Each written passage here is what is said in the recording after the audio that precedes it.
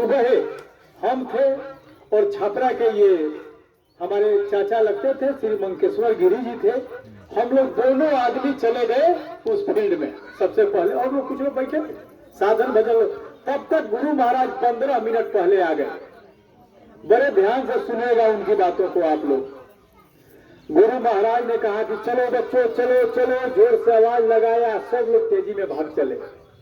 गुरु महाराज ऐसे खड़े हो गए और कहे कि देखो बच्चों, खुशी इस बात की है कि सब लोग भजन कर रहे हैं। दुख तब होता है कि कोई ऐसा व्यक्ति नहीं मिला जिसको ये दौलत दिया जा सके।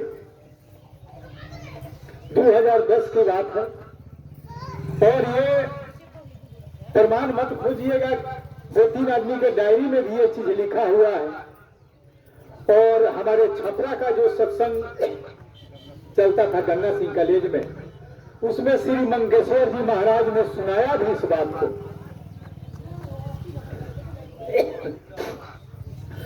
तो गुरु महाराज ने तो ये बात कह दिया, और हम और आप कूदा खादी इधर उधर जो कर रहे हैं ये अच्छी बात नहीं है। गुरु महाराज ने कहा कि जाने के बाद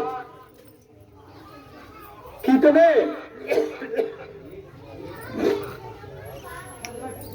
जय गुरुदेव बन करके तैयार हो जाएंगे, कितने जय गुरुदेव नाम से दुकानें खुल जाएंगी। बच्चा लेकिन भविष्य में अगर मेरा कोई आश्रम पूछे तो मथुरा बता देना। ये बाबा जी की बात थी। बाबा जी बराबर कहा करते थे कि एक रिश्ता कायम कर लो, हमसे एक रिश्ता कायम कर लो। तो रिश्ता में या तो हमको बाप बना लो या अपने बन जाओ, हमको बच्चा बना लो। लेकिन हम लोग कितना प्रयास किए, कितना किए, ये तो हम लोग समझे। लेकिन गुरु महाराज को जिसने भी हाथ पकड़ा दिया तो इधर उधर, लेकिन जिसने गुरु महाराज का हाथ पकड़ लिया कि हम आपका हाथ छोड़ने वाले नहीं हैं, उसने तो हाथ छोड़ दिया। तितिर बितिर हो गए, इधर का उधर, उधर का। लेकिन जिसने भी हाथ पकड़ा दिया, ए पिता पितामह बंधु बांधो माताएं बहने, मंदिर का जो रक्षक है, जो रक्षा करने वाला गुरु महाराज,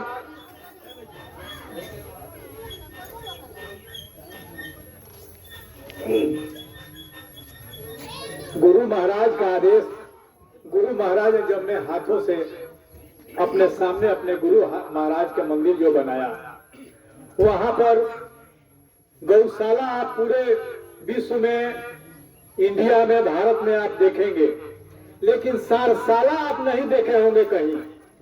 लेकिन गुरु महाराज ने कहा था कि मेरी प्यारी गैया, मैं इसके लिए भीख भी मांगना पड़े तो मैं मारूंगा, और मांग करके मैं खिलाऊंगा, और इसको कभी बेचना मत। तो वो गाय के जितने वंशज हैं जिसको गुरु महाराज ने पोसा था, वो सारे वंशज, सारशाला भी वहां पर है, गौशाला भी है। आप लोग वहां पर जाएं और होली के कार्यक्रम में ये मंदिर जो आप देख रहे हैं, इसमें अगर आपने अपनी बुराई चढ़ा दी तो एक मनोकामना आपकी पूरी होगी। आप लोग धीरज रखिए। जो वहां मंदिर की देख रेख कर रहे हैं, जिनको हम लोग महाराज जी भी कहते हैं, नए उम्र के हैं, ऐसे तो लोगों ने हल्ला कर दिया कि भारे वो ड्राइवर ड्राइवर हैं, ड्राइवर हैं, ड्राइवर। अरे कृष्ण भगवान भी ड्राइवर थे अर्जुन के। आपने इस पर विचार नहीं किया।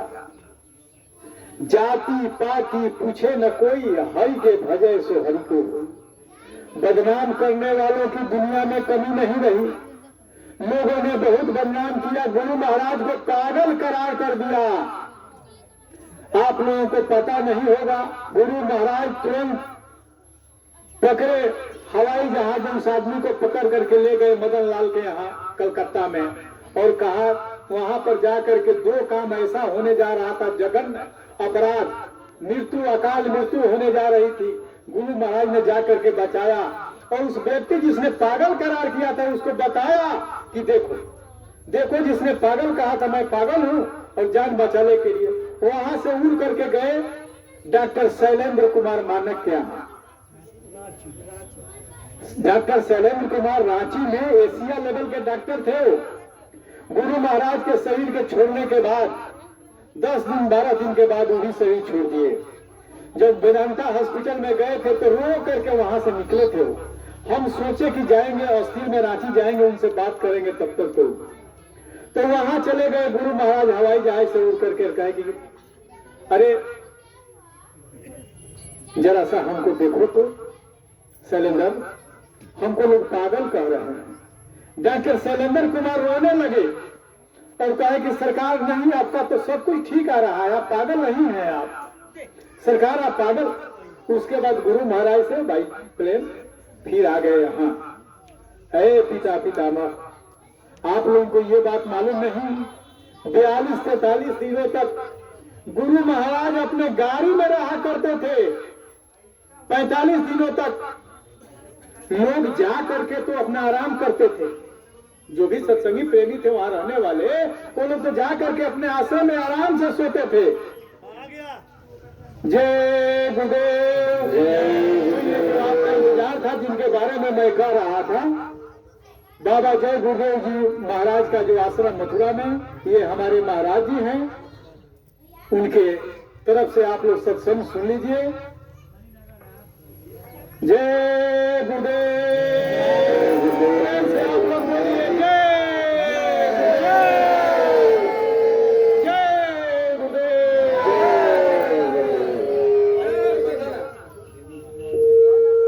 भाई के सामने आवाज बढ़ा दीजिए।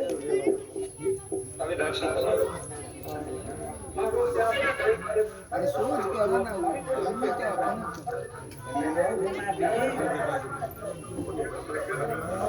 अरे भाई हमें घुमाओ ना, सीधा सीधा। अरे यार सोच करो कि सब लोग आवाज वाला ना हो।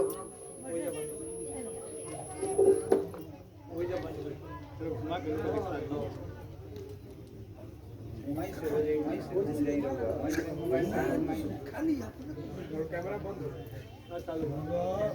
लगा देना।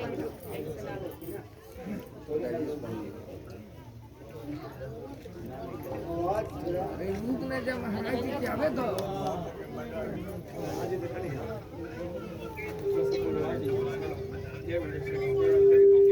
जय गुरुदेव, जय गुरुदेव।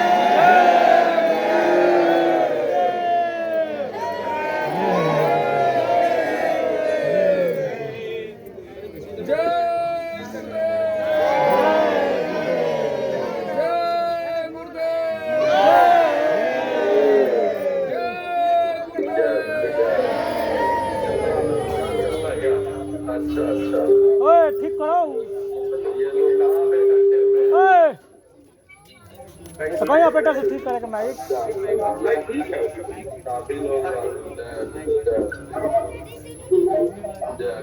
अरे वो तो भीड़ बात लगाई ना तुम्हारा। चलो ठीक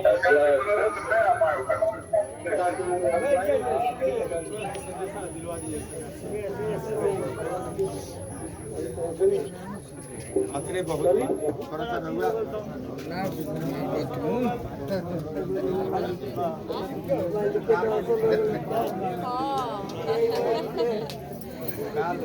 हाँ से आशीर्वाद देनी है, हाँ से आशीर्वाद नहीं यार पर एकदम डायरेक्ट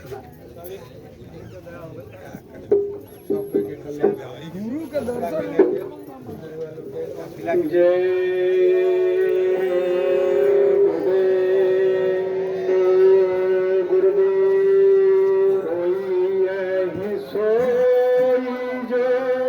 राम रचिरा खा होई सोई जो राम रचिरा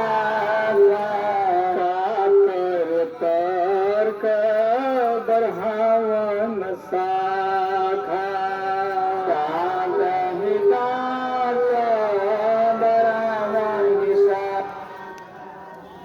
हमने तो सोचा था कि महाराज जी जो रक्षा कर रहे हैं उस मंदिर की, बहुत सारे लोग तो छोड़ करके चले गए, भाग गए, लेकिन गुरु महाराज ने कहा कि मेरी प्यारी गैया, उस गैया की जो देख रेख कर रहे हैं, उस मंदिर का जो देख रेख कर रहे हैं, अपने मुखार बिन से आप लोगों को थोड़ा सा कुछ सुना देते, लेकिन समय और भाव में आप लोगों ने उनके फोटो को तो देखा, लेकिन तो मैं आप लोगों को बता रहा था कि श्वास श्वास पर जो कर्म लिखा हुआ है वो तो आपको भोगना है, लेकिन महात्मा जो है वो तिल का राई और राई का तिल, राई का पहाड़ और पहाड़ का राई कर देते हैं।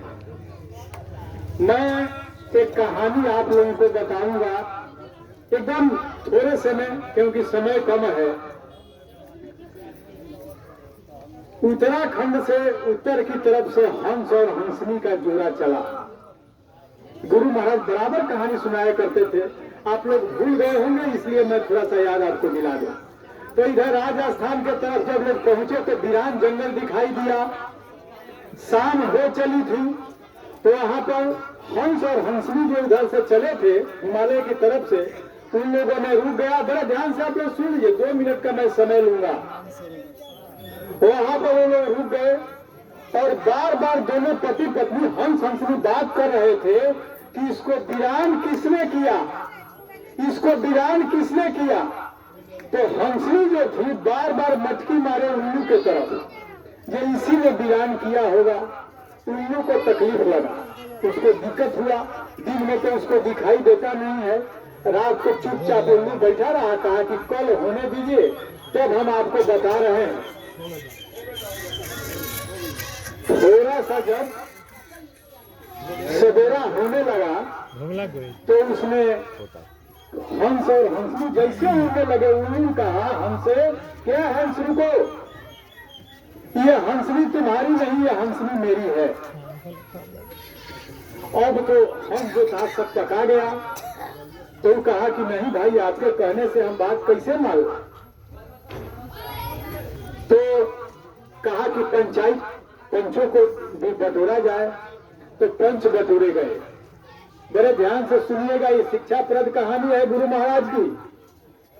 तो जब पंच आए तो उन्होंने निर्णय लिया कि उल्लुआ जो है, उल्लू भाकुर, ये हमारे यहाँ का रहने वाला है, और हंस हंसनी जो है ये तो उधर हिमालय के तरफ का है।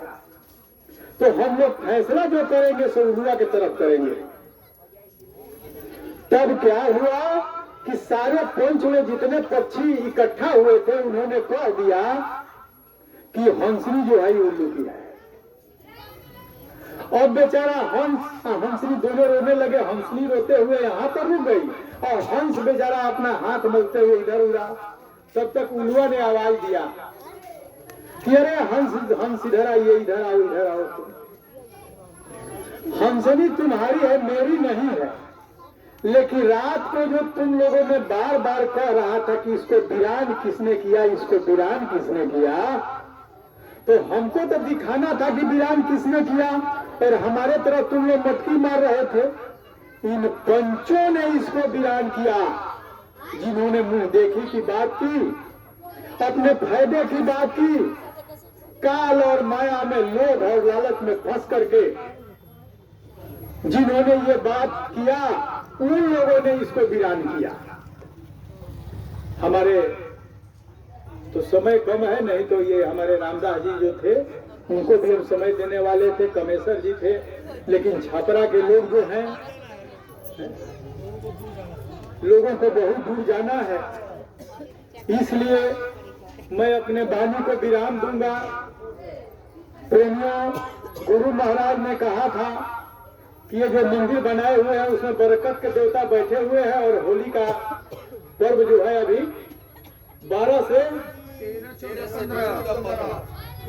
से लोग ट्रेन पकड़े हुए हैं, और 13, 14, 15 3 दिन का कार्यक्रम वहां पर है मथुरा में। आप लोग को समय मिले तो वहां पर पहुंचिए, उसमें बरकत के देवता बैठे हुए हैं। ईंट पत्थर का मंदिर नहीं है। गुरु महाराज ने कहा था कि मंदिर और मस्जिद जितने बने हुए हैं उनसे कुछ मिलने वाला नहीं है, लेकिन ये मंदिर जो है मैंने अपने गुरु महाराज की याद में बनाई है, गुरु महाराज के आदेश पर बनाई है, और उसमें बरकत के देवता बैठे हुए हैं। मंदिर है।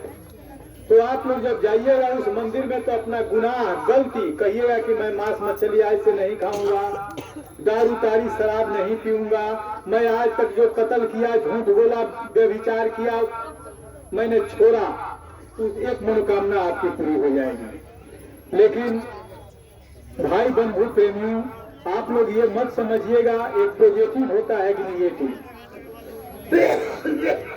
आपकी जो मनोकामना पूरी होगी तो सकारात्मक मनोकामना जो होगी वही पूरी होगी। अब ये चाहिएगा कि उसका सत्यानाश आए और मर जाए, हमारा दुश्मन है, तो ये आपका नहीं होगा। ये बात आप लोग समझ जाइए। आपकी पॉजिटिव सकारात्मक जो मनोकामना होगी वही पूरा होगी। और गुरु महाराज ने यहाँ कब तक कहा था, आप लोग ध्यान से सुनिए इस बात को। गुरु महाराज ने इस मंदिर को बनाया, उस पर कहा कि इसके ऊपर से परिंदा भी उड़ जाएगा, उसको भी मानव जोनी मिलेगा। ये गुरु महाराज का आदेश और ये गुरु महाराज का हुक्म है। ये आप लोग जानते होंगे, कुछ लोग टाट पहनते थे गोरा, 2-3 आदमी आते, इन लोगों ने लंगोटी लगा करके मंदिर रक्षा करने के लिए कसम खाई थी, लंगोटी लगा करके। सन तो याद नहीं है, सद्भावना संग्रह रैली निकाल करके गुरु महाराज ने उस मंदिर का प्रचार कराया था कि ये अनोखा मंदिर खून पसीने के कमाई से बना हुआ है, जाओ बच्चों प्रचार कर दो। तो सद्भावना संग्रह रैली निकाल करके उस मंदिर के बारे में लोगों को बताया गया कि मथुरा में वह मंदिर बना हुआ है, नाम जोग साधना मंदिर, वह विश्व का अजूबा मंदिर है। लेकिन ये लोग, कुछ लोग ऐसे निकले लोग और लालच में, इसको किसने वीरान किया? इस पंचों ने वीरान किया। तो वही लंगोटी लगा करके लाठी पटकने वाले उस मंदिर पर कि मैं इस मंदिर का परिक्रमा उन लोगों ने किया और कहा कि मंदिर की रक्षा करूंगा। वह मंदिर आज उनके लिए पत्थर हो गया, ईटा बालू का हो गया। आज आप लोग जाइए और मंदिर पे देखिए, गुरु महाराज जब कहते थे कि इससे परिंदा उड़ जाएगा, उसको मानव जो नहीं मिलेगा, आप वहां पर जाकर के अनुभव तो कीजिए उस मंदिर पर। अरे जो त्रिकालदर्शी महात्मा थे उनको पता नहीं था कि चले जाने के बाद ये मंदिर ईटा पत्थर का हो जाएगा। इतना पैसा खर्च करा करके मंदिर बनवाया और सारे विश्व में प्रचार कराया, किस लिए? और कहा कि सत्युग का पहला किरण यहाँ से निकलेगा, यहीं से फूटेगा। पिता पिता में बंधु बांधव मतायो बहने, शिव जी और पार्वती जी उत्तराखंड के तरफ जा रहे थे। एक सपाट मैदान था, शंकर भगवान शिव जी ने साष्टांग दंडवत किया। पार्वती ने पूछा कि अरे आप ये क्या कर रहे हैं? यहाँ तो न पक्षी दिखाई दे रहा है, न कोई पेड़ पौधा, सपाट मैदान है। शंकर जी ने कहा कि अरे पार्वती मैं क्या कहूँ इस जमीन की भाग को, 10,000 पहले यहाँ पर सिद्ध महात्मा आए हुए थे, इसलिए मैं इस धरती को प्रणाम कर रहा हूँ। पिता पिता में बंधु बांधे मताए बहने, जिस मंदिर पर जहाँ बना हुआ है, अपने गुरु महाराज ने हल चलाया है, ईख बोला, गन्ना बोया, जिस ईख को चढ़ा करके आपका शुगर डाउन कर दिया। और आप जाते हैं शुगर डाउन करने पर मेहनत करते हैं जाकर के, आपने देखा नहीं? एक आदमी को तो मैंने देखा कि जाकर के पूरा तपस्या किया, उसके बावजूद मेरा शांत हो जाइए, कुछ ना बिगाड़ी भाई, आप लोग शांत बैठिए तो सत्संग सुने आयल बा बिचकुटिया। हाँ तो साइड चल जाइए।